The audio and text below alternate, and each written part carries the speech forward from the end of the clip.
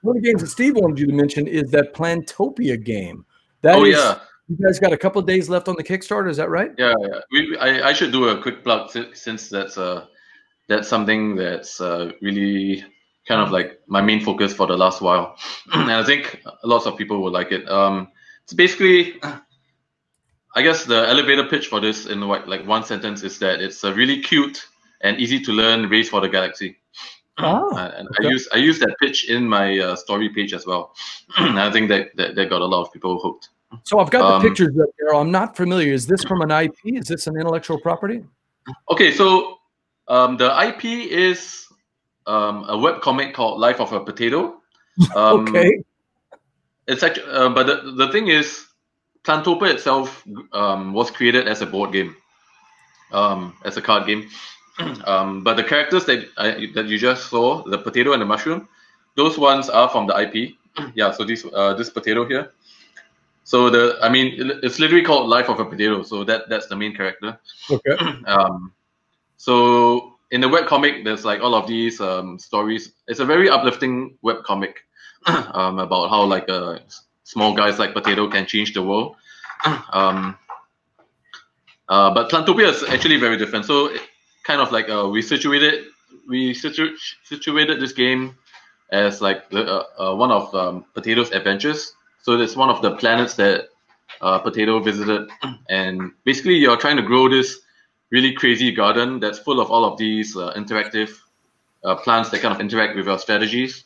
It has a really interesting weather mechanic where all players will pick one card to play. Then it's always going to be 5 weather cards, and then all of these 5 weather cards, you put them together. Okay. And then you check every plant. I mean, just like in real life, like each plant is affected by the weather individually, and you see, and like it's possible that it can even grow twice if its condition is met multiple times. So, yeah. So a little bit of engine building, but tied to this IP, right? Yep. Okay. And I think it's like for the price that you're getting lots of game for it. Okay. And that is still on Kickstarter. Got another 5 days left.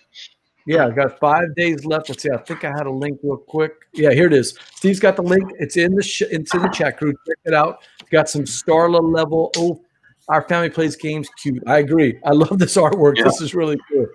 Hey, Steve, had a couple of questions real quick. Were there any names of other Singapore designers that you might be familiar with? The scene is not as robust as say like Japan and Taiwan, but there are like since I got back, we've been kind of fostering a game design community. So I think you're going to be seeing some new designers out really soon. One designer that I work with and really respect is called Daniel. I think he has a game out by WizKids next year. Daniel Lee. We'll be looking for that. How popular is that webcomic? Is that a big thing in Singapore, or is it? I think it's actually bigger in the US. Bigger in the US? Yeah. And I mean that's kind of why we actually chose to do Kickstarter, because if it was just in Singapore, and we have pretty good local distribution, but we really wanted with this campaign to get all of our games out to everyone in the US. So the games that I mentioned, like Kopi King and all of our Singapore food games, you can actually get it if you back the Bonanza level. So you can add that Kickstarter. What was the webcomic creator involved in the project? Yeah, and that was a really cool thing to do. So actually, the IP is from a local digital game studio, and they have a whole suite of like indie strategy games.